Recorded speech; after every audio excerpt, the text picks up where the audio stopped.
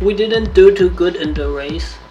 Um, I'm not sure why, but I think potentially we needed to do 2 stops. I think for this race potentially 3 and 4 stops at similar pace.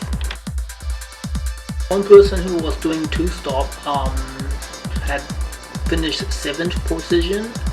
He had 1:35.8, but my time was 1:37, my best lap, so he's a lot faster than us.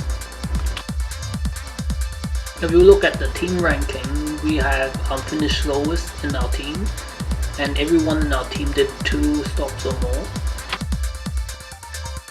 I had a look at the race replay, and our driver made 2 mistakes.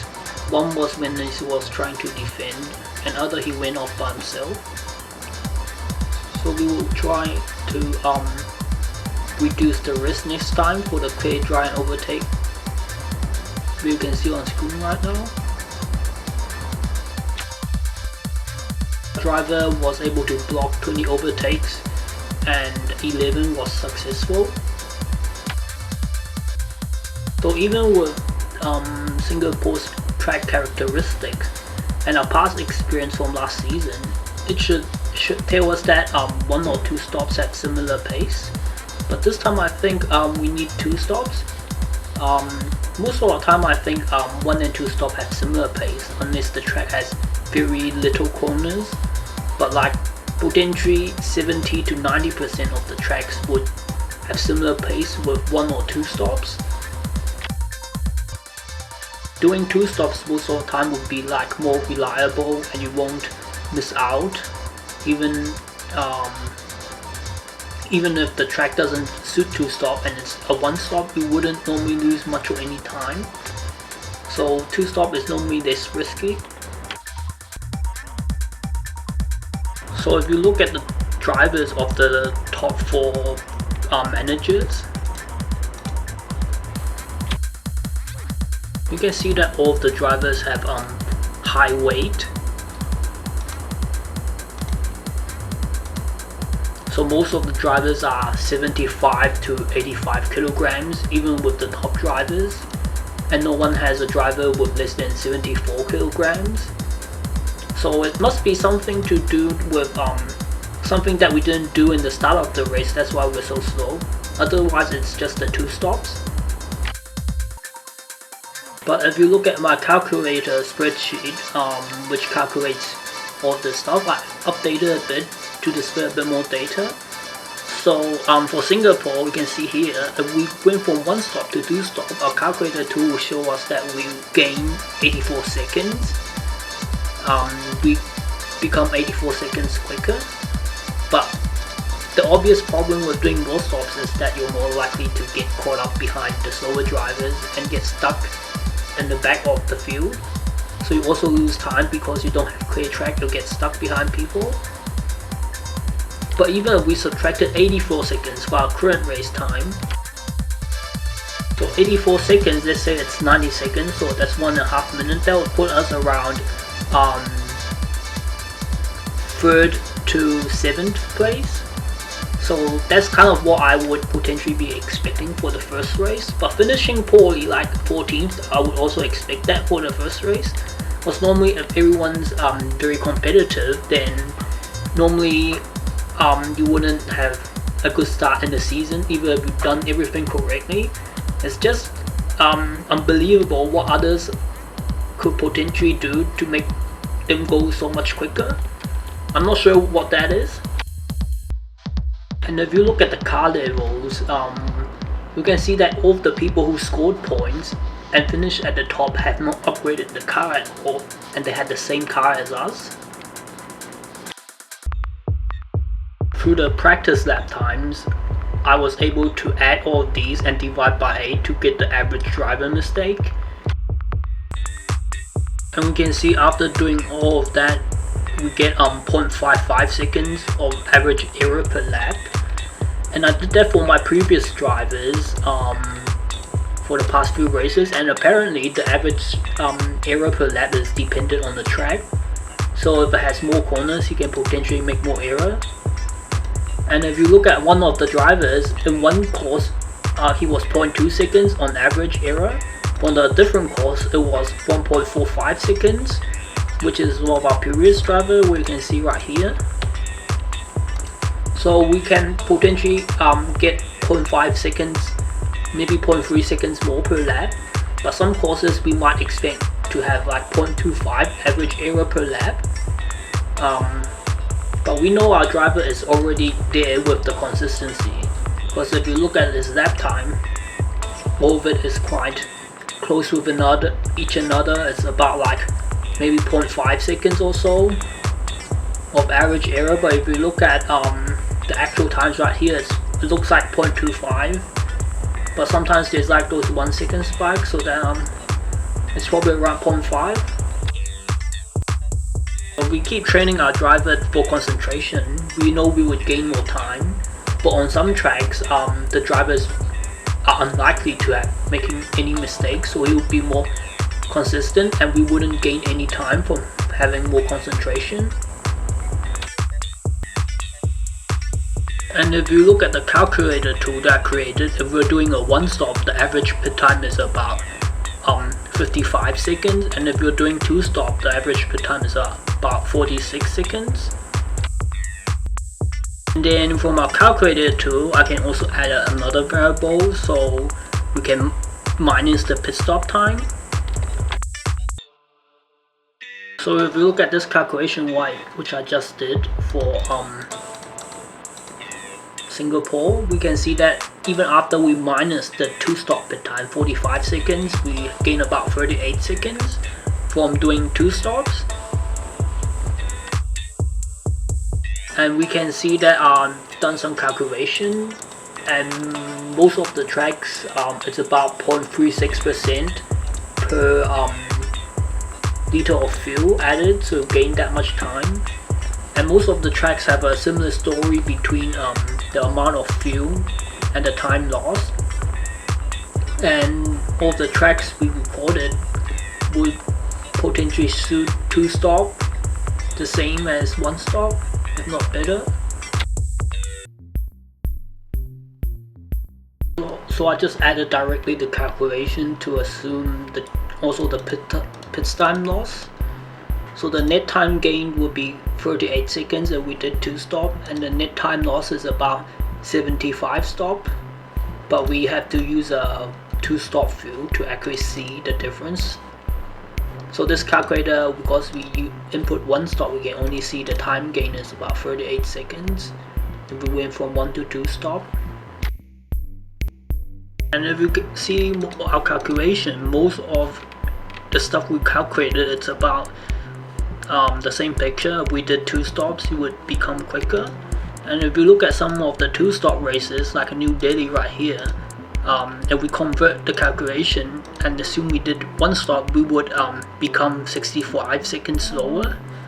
But that doesn't account for getting stuck behind other drivers less and having more clear track. And if we look at Geoland, which we did a two stop, if we go to one stop, we'll lose 100 seconds. If we look at Baku, we did two stops, and if we did one stop, we would become 73 seconds slower. We're going to train our staff, and you can see that our max level of training is 20, but last season we were locked down. Our max training was about 7, and we reached that very early on. And I just realized the average level of our facilities, like we have 20 right now. It depends on how much training we can get for our staff. And I'm going to do concentration training again. I did concentration training once off camera for last race because it updated after I upgraded the facilities and I can do more training. So even if we finished poorly, our staff still had good motivation. I gained 5 motivation points. So I have no idea why they would be motivated. If I was them, I would not be motivated. But suppose we did testing, and staff could potentially be motivated because in the future could be very bright with a faster car after training. after testing. And then for our driver, I'm thinking either getting a bit more concentration or doing reduction of weight, or we can potentially do motivation to make sure our driver is very quickly gets quick efficiently. But once we do fitness training, then to reduce weight, it will reduce motivation, so we can't have both. So I think long term, if we're looking medium to long term, it probably makes sense to just do I think it's fitness class to reduce his weight, so our maximum performance will be better, our mid-season performance is better. If you have a look at the calculation tool that I put in right here, let's say we are 0.3 seconds this error per lap on average, then after 61 laps you would gain 18 seconds, but every kilogram we become 2 seconds faster, and it probably takes many training to get 0.3 seconds less error on average. So I think potentially both yield similar results, giving concentration training and reduction in weight fitness training. So we're just going to do the fitness class.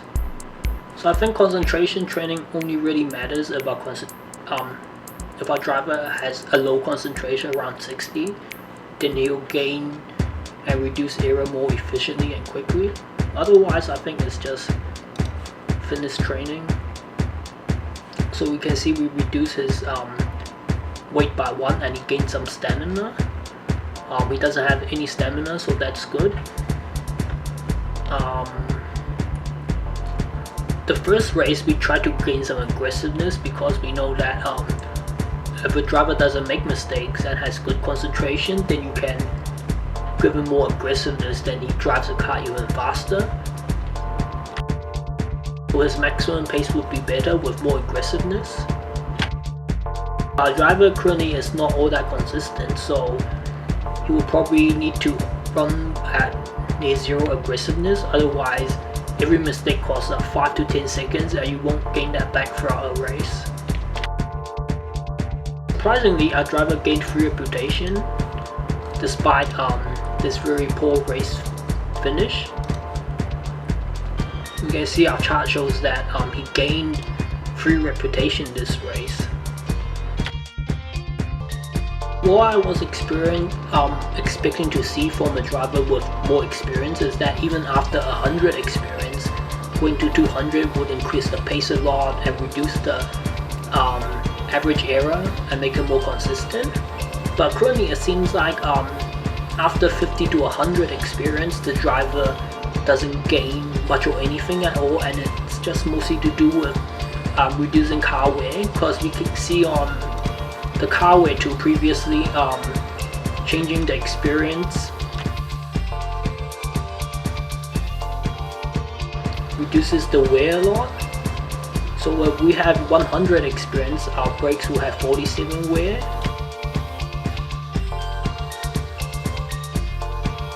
And if we have 200 experience, our brakes will have 41 wear. And all of this throughout the entire season, having less wear would make you spend less money and can upgrade more, so it's very important. And because experience doesn't really give you much or any more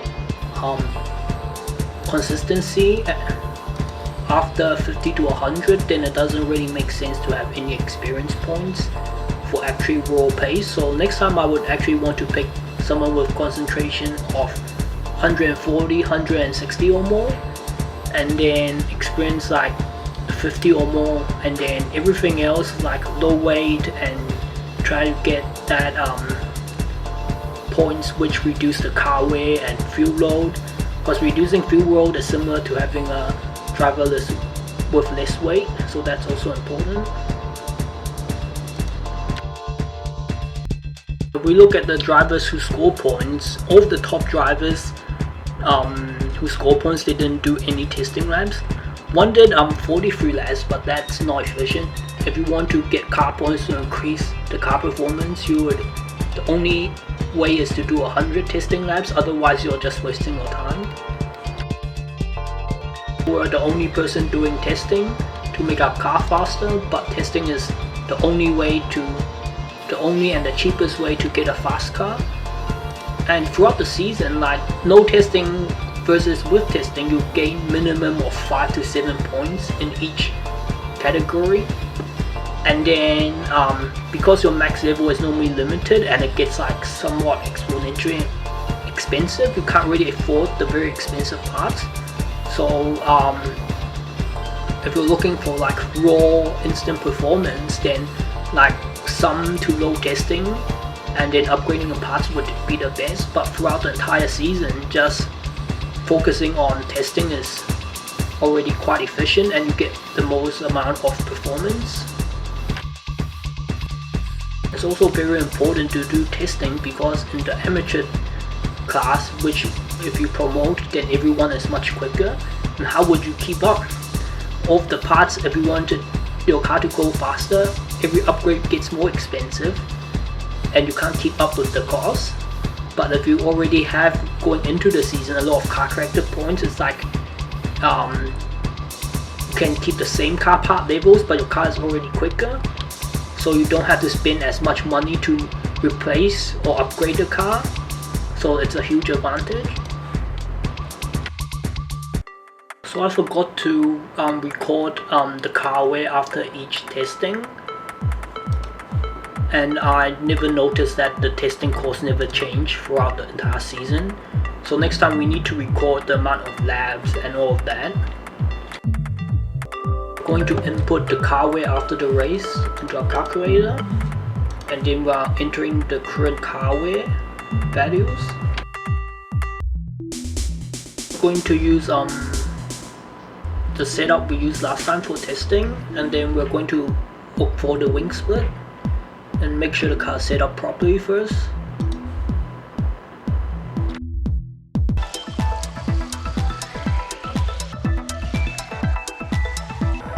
And we can see that our engine and brakes is still slightly off, and we can fix that up. And then I'm not going to find the wing split, instead I'm just going to change on the fly and can just judge about looking at our mean time.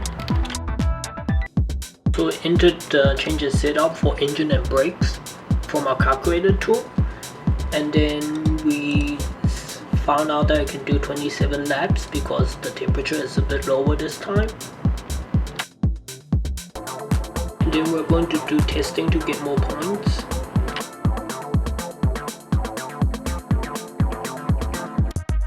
And if we look at our calculator tool, we don't have much wear left for the wings, and we don't have any wear left for the gear. So we have to check to see if we can replace all of these parts. So we can see that we need 12 million to do the parts replacement, and we have 18 million.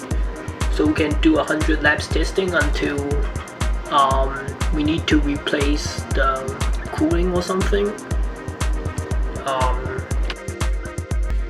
And we can see from our calculator tool, we can do 27, 13, 130, 97, 94 more of testing laps before we need to change those parts. So I think we can just replace all of the stuff on top here, which has 27 laps or less remaining, and we do the max amount of testing. Now from our calculations, we can see the wear of each lap, and we can estimate to see the difference of wear depending on how many laps we do. And what we're trying to look here is for a good rounding, so all of the parts don't round up an extra percent, and that would be most efficient. So we're going to try and do 22 laps to see what the wear looks like, and we can gather that information for next time.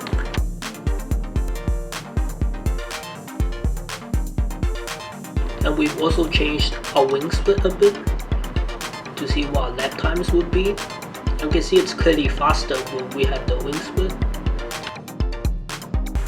When we look at the average wear per lap of our car, after doing 22 laps, we can see most of the values are lower than if we did the maximum of 27 laps. The only part where we encountered a bit more wear was the front and rear wings. Other than that, some of the parts have a lower wear, but not all of it. And next time we can use this calculation to get the most efficient of testing. Then we notice our brakes are at 90%, so we want to maybe try to do a test lap with like slightly more than 100% wear on the brakes and finish it off.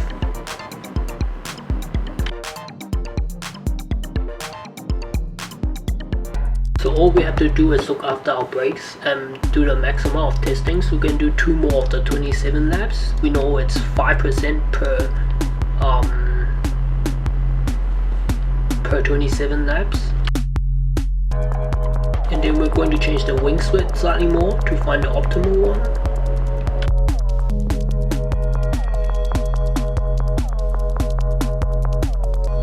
We can see that we lost time when we reduced the wing split. So I encountered another problem is because this didn't line up with my front wing bearing engine and brakes, so I got the wrong values. So I have to copy this and place it here. So the correct values for wear is about 8. For it's actually 10 every 27 laps. And if we do 22 laps, it's 9% wear. To look at the calculator tool, we can see that 5 parts need changing. So that means our wear calculation tool that we created was correct, because we already seen that we need to replace these parts, and we know that we have more than enough money to replace it. I'm also going to try and do another test lap, but I don't think it will allow me. Yeah, because apparently if I have more than 90%, I'm not allowed any test laps. So it's very lucky that we did 22 laps, because if we did 27, then instantly we had more than 90 wear, and it wouldn't let us do those 27 test laps and get 100 wear on brakes. And then we're going to replace our car parts.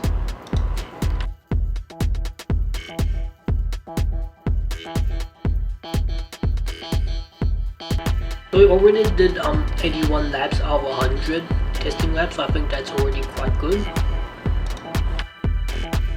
You can see this race is going to be mixed weather, but I think I'm going to do like a 2-stop or a 3-stop strategy. So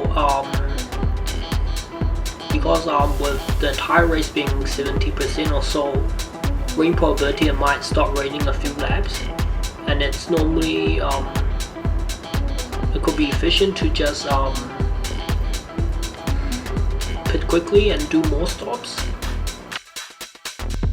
If it suddenly stops raining, we know that it takes around 5 laps for the rain to dry up, and then we don't know how many more dry laps there would be. And if we use rain tires on dry laps, we lose about 5 to 7 seconds every lap, and we know that it will only last around 7 laps if our tires were brand new. So I don't think trying to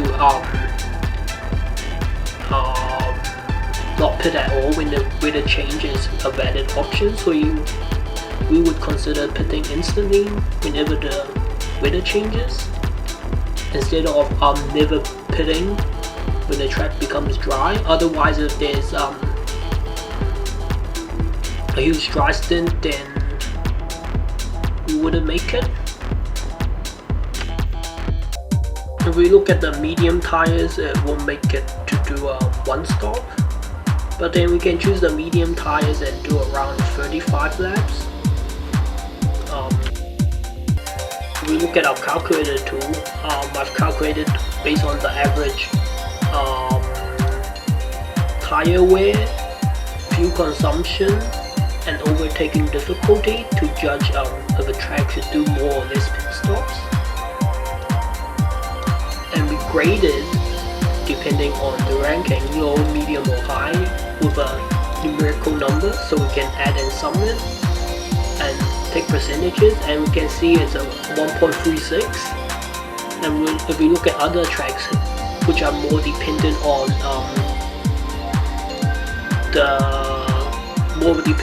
doing more pit stops and using softer tires, is about 1.6. And we know that 1.3, 1 and 2 stops have similar pace. At 3 stops you probably wouldn't lose that much time, so we can consider doing a 3 or 3.5 stops. And then even if a very short dry period comes, we can still have good performance because we are carrying a low fuel load, and having a fast lap time will make up for the difference. If we push our tires quite hard, we can do the extra soft and pit every 20 laps, and that would be equivalent to a 4 stop. Otherwise we would be using the soft tires. I'm not sure which one I would want to do. You can see from the calculator tool, if we do 32 compared to 26 laps, that is 3 versus 2.5 stops, we have 17 liters less fuel.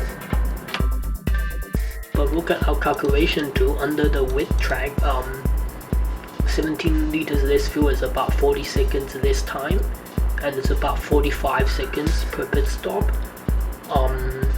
for doing 2 stops, and it's probably around 35 to 40 seconds if we're doing 3 stops. So if we did 3 stops instead of 2.5 stops, then we would become 1 pit stop quicker, but we're only doing half a pit stop more. So I created a table and all of this calculation, and I look at 1 stop width, and we can see from the difference in fuel load we'll lose 85 seconds, so that's more than 1 pit stop, which is 45 seconds. So we're going to have to do 3 stops or 4 stops. And if we look at the difference in fuel time, we can see that we are about 1 pit stop quicker. 45 seconds is on average 1 pit stop for a 2 stop race.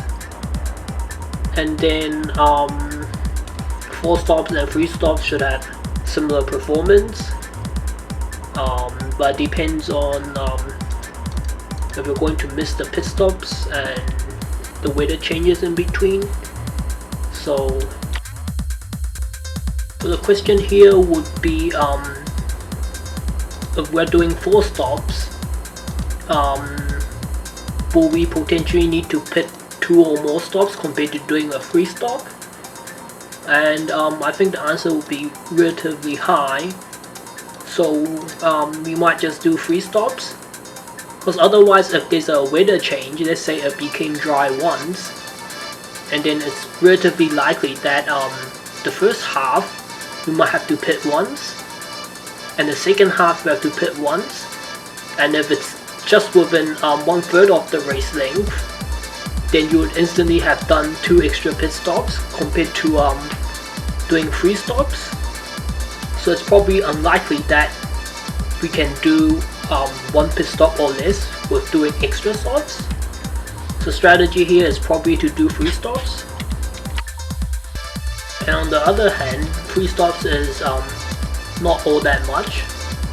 So if we're unlucky, then it will potentially be like if it change dry once, and then it's wait for the 2 other halves, and then we couldn't cover enough distance throughout both of the 2 halves, then we would have done 2 extra pit stops compared to 1 stop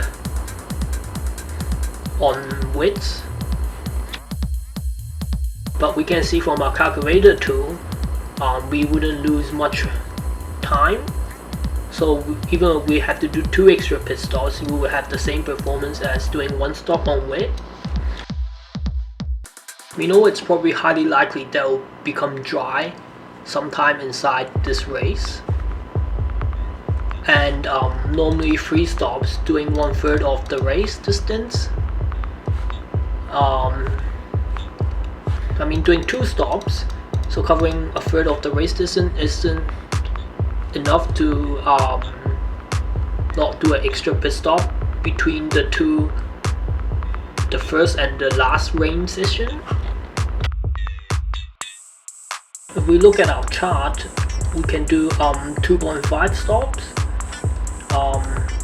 actually 1.5 stop compared to 3 stops, and then we can see that it's about 31.6 laps.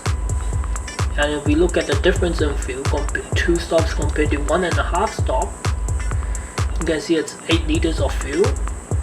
And when we put it into a calculator, we are only 22.3 seconds slower from going to doing 2 stops compared to 1.5 stops. And if we do 1.5 stops, our odds of being able to cover the entire first wet stint without having to pit in the last few laps during a weather change is much higher, but we don't lose all that much time. So I'm thinking we're going to do the 1.5 stops, because our odds of covering the entire distance before the weather change is quite low. So if we do 1.5 stops instead of 2 stops, 31 versus 27 laps, then our chances are much better of covering the entire distance, and we don't lose more than half a pit stop of time. So I think it's good to do the 1.5 stop. We've already got all of these tire wear values from the calculator tool, and we know that we can do 27 laps, and it corresponds to 1.5 stop of wet fuel. And the fuel also changes from dry and wet, and we also put that in the calculator already.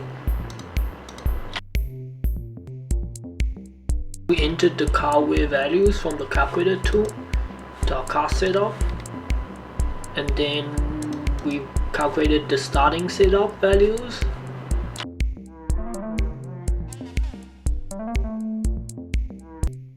And we've noticed our wings are 3 happy range are off the optimum setup.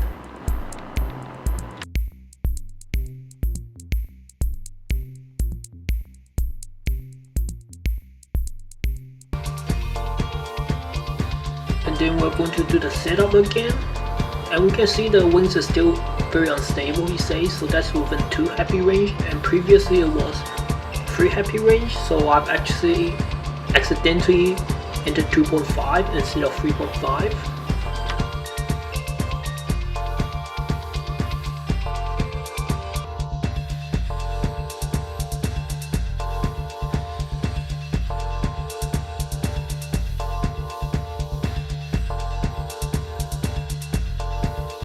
Since our wing is not quite fine-tuned yet, we're going to do 5 testing laps, and then we're going to find the wing split.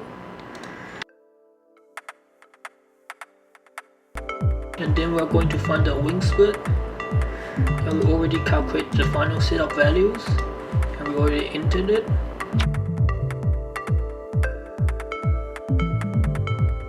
Last episode we found out that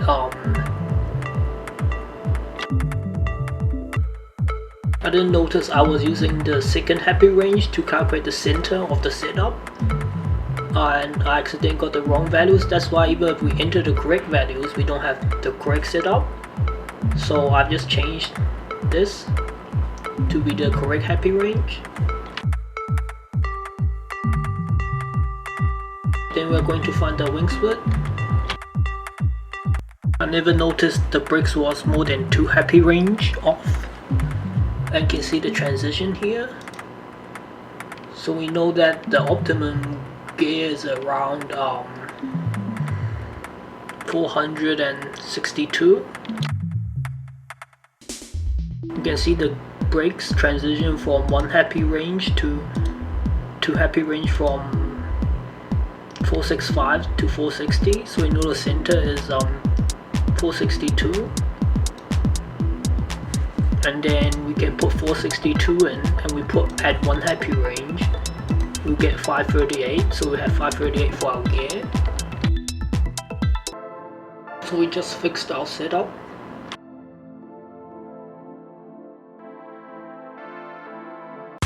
And we're going to find the wing split.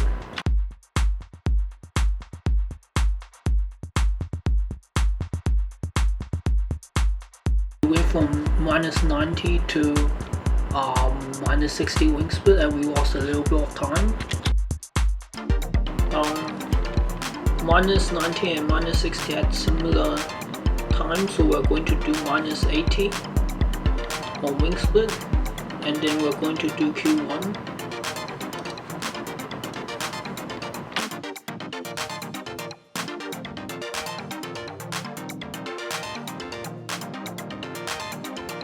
Surprisingly, our qualifying time was better than the net time. Our Q1 time is only 1 second slower than the best manager out of 285 qualified, so that's a phenomenal lap time, and we would potentially do very well in the race. You can see our driver peak error was about 1.3 seconds, and if we look at the average error per lap, it's about 0.7 seconds. And last race was a 0.55 seconds per lap of error average, but the lap time was 140 seconds. This is 130 seconds. For Q2, we use our calculator tool to do the dry to wet conversion, because you can see it's a wet Q2, and the temperature difference is 13 degrees less compared to Q1, and we can see the calculated results. And we're going to give the car 76 liters of fuel, which is 31 laps, and then we're going to do 1.5 stops.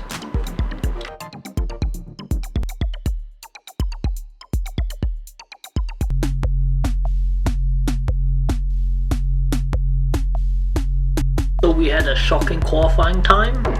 I never ever tried getting on the qualifying leaderboard, and we can see that we are 2.1 seconds off overall, and we ranked 6th out of 270 qualified people. And even with the slightly higher fuel load, doing 1.5 stops, we still had a very good Q2 time. If we're considering doing 2 stops, then we would potentially be even quicker. So I wasn't expecting at all to even top the leaderboard out of 270 qualified managers, because we did so poor last race. All has to do because we have a good driver. He is relatively consistent, though he's a bit lacking, and then he has low weight, so that's why we're able to have a good qualifying time. And we also upgraded our car, that helps a lot. We entered the setup for the race, and we know the average race temperature is 15, and this is reference to Q2 temperature, and we already entered that into our calculator tool. And then we're also going to reduce the driver risk, and according to our table, we are doing -2 for the overtake risk and -5 for the defend risk, because last time he went off track when he was defending.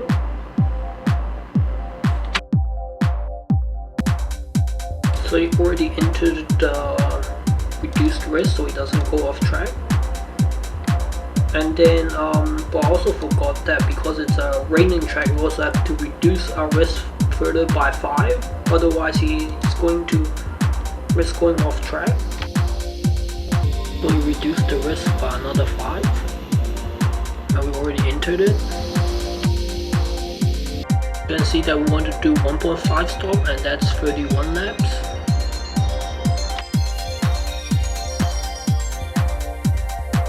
And then we can see we need 76 liters of fuel, and we already entered that. We look at our car level, after upgrading it, we are like top 5, but the people who have a very high car level, they didn't win any points because the strategy was probably bad. And we're not going to do any boost laps because they can be changing weather.